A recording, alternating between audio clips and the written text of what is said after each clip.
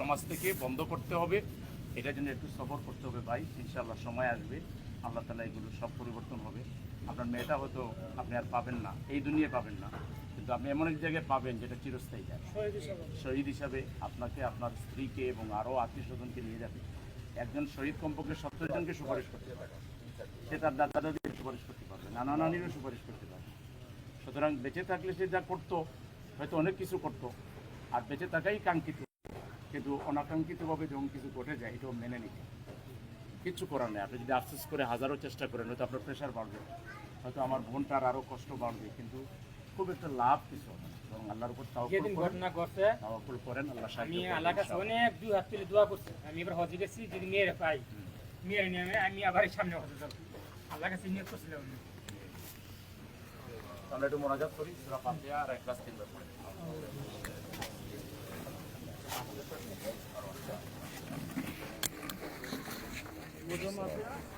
মারিয়াম সিরাতাল লাযীনা আন'আমতা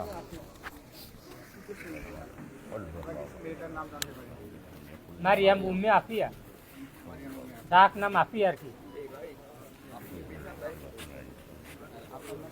আব্দুল কাদির। আপনি হজ করে আসছেন, আপনি দোয়াটা করেন, আমরা লোকে আমিন বলবো, দোয়া করেন আপনি। না, দোয়া আপনি করেন। আল্লাহুম্মা আমিন। আলহামদুলিল্লাহি রাব্বিল আলামিন ওয়া লা আকিবাতু লিল মুত্তাকিন। আসসালাতু ওয়াসসালামু আলা সাইয়্যিদিল আমবিয়াই ওয়াল মুরসালিন ওয়া আলা আলিহি ওয়া সাহবিহি। ইয়া আল্লাহ, আপনার আকাশের নিচে জমিনে বসে আমরা মারিয়াম উম্মে আফিয়ার বাসায় এসেছি আল্লাহ, যাকে আপনি শহীদ হিসেবে কবুল করেছেন বলে আমাদের ধারণা। আল্লাহ তার পিতাকে সাথে নিয়ে আজকে তারা কষ্টের মধ্যে, কি কষ্ট তারা পাচ্ছে শুধু আপনি বুঝবেন, এই ব্যথা আর কেউ বুঝবে না আল্লাহ। আমরা যতই বোঝার দাবি করি আমরা ওই জায়গায় পৌঁছতে পারবো না যেটা আপনি বুঝবেন আর আপনার এই বান্দা বুঝবেন আল্লাহ। তার সন্তান হারিয়ে তারা যে কষ্ট পাচ্ছেন, বিশেষ করে আফিয়ার মা যে কষ্ট পাচ্ছে আল্লাহ, আল্লাহ তার মা বাবাকে আপনি সবরে জামিল দান করুন আল্লাহ। আল্লাহ তাদেরকে সবরে জামিল দান করুন আল্লাহ। আল্লাহ তাদেরকে আপনি বদলে নেয়ামত দান করুন আল্লাহ। এবং এই মেয়ে যেন তাদের সবাইকে সুপারিশ করে জান্নাতবাসী করতে পারে সে তৌফিক দান করুন ইয়া আল্লাহ। আমাদের এই ঘটনায় কারো যদি কোনো ব্যর্থতার দায় থাকে আপনি সেটা বের করে আনার ব্যবস্থা করে দেন আল্লাহ।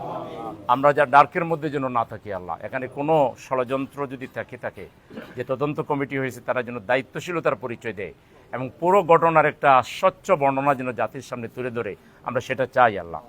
আর এরকম কোনো দুর্ঘটনা আমাদের ঘটে, আমাদের বাচ্চাদের জীবন যাতে নষ্ট না হয় আল্লাহ, আপনি আমাদেরকে হেফাজত করুন আল্লাহ। আমাদের রাষ্ট্রকে দায়িত্বশীল রাষ্ট্র বানাই দেন আল্লাহ। রাষ্ট্রের কর্মকর্তাদেরকে দায়িত্বশীল বানাই দেন আল্লাহ। আল্লাহ শিক্ষাকে বাণিজ্যকরণ করা থেকে আমাদের এই জাতির শিক্ষক এবং শিক্ষা প্রতিষ্ঠানের মালিকদেরকে আপনি রক্ষা করুন আল্লাহ। সবার মধ্যে বিবেক দান করুন আল্লাহ। আল্লাহ এই বাচ্চাগুলোকে জোরপূর্বক কোচিংয়ে আটকে না রাখলে হয়তো বা তারা বেঁচে যেত আল্লাহ। এই ধরনের অমানবিক কাজ থেকে আমাদের সকল শিক্ষা প্রতিষ্ঠানকে আপনি রক্ষা করুন আল্লাহ। আল্লাহ একটা দায়িত্বশীল সমাজ বিনির্মাণে, তাকওয়াভিত্তিক সমাজ বিনির্মাণে আমাদের সবাইকে ঐক্যবদ্ধ করে দিন আল্লাহ। ন্যায় প্রতিষ্ঠায় আমাদেরকে ঐক্যবদ্ধ করে দিন আল্লাহ। আর যেন কোনো অকালে আমাদের কোনো সন্তান হারতে না হয় আল্লাহ, আপনি আমাদেরকে দায়িত্বশীল বানাই দেন আল্লাহ। ইয়া আল্লাহ, আমাদের এই পিতাকে, আমাদের এই মাতাকে আপনি সববে জামিল দান করুন আল্লাহ। ইয়া আল্লাহ, আপনি যতগুলো বাচ্চা এখনো হাসপাতালে কাতরাচ্ছে আল্লাহ, আল্লাহ তাদের জন্য আপনি শাফি হয়ে যান আল্লাহ। আনতা শাফি লা শিফা ইল্লা শিফাউকা ওয়ালা দাওয়া ইল্লা দাওয়াউক শিফা আল্লাহ ইউগাদিরু সাকামা। সাল্লাল্লাহু তাআলা আলা খায়রি খালকি মুহাম্মাদিন ওয়া আলিহি ওয়া সাহবিহি আজমাইন বিরহমাতিকা ইয়া আরহাম। আমাদের আমির সাহেব ডাক্তার শফিকুর রহমান সাহেব, উনি তাৎক্ষণিকভাবে ছুটে এসেছিলেন, হাসপাতালগুলোতে দেখেছেন। উনি তো ডাক্তার নিজেই, বেশ কিছু ডাক্তারকে তিনি লাগিয়ে দিয়েছিলেন, তারপরে ব্লাড অন্যান্য সব কিছুর ব্যাপারে। ইনশাল্লাহ তাকে নিয়ে আপনার এখানে আমরা আসবো। তিনি আপনাকে সালাম দিয়েছেন, আমরা যে পরিবারে যাব সবাইকে সালাম দিতে বলেছেন। তো উনি দোয়া করতেছেন এবং আপনারা সবর করবেন, এটাই সুন্নত। আপনারা ধৈর্যহারা হবেন না, কান্নাকাটি করবেন না, সবর করবেন। আল্লাহ জাযা আপনাদেরকে দুনিয়া আখিরাত দুই জায়গায় দিবে ইনশাআল্লাহ। আর আমাদের বাইরে যোগাযোগ রাখবো, এই জন্যই আমাদের তানামির। আর উনি আমাদের এই আসনে 18 নম্বর আসনে সংসদ সদস্য পদে প্রার্থী। আপনি আপনার মাকে একটা কথা বলবেন, তাহলে সে মনে চেঞ্জ আসতে পারে যে সে তো স্বপ্নে দেখছে কয়েকদিন আগে তার দাদিকে, আর এটা তো আল্লাহর একটা, আল্লাহ জানছে।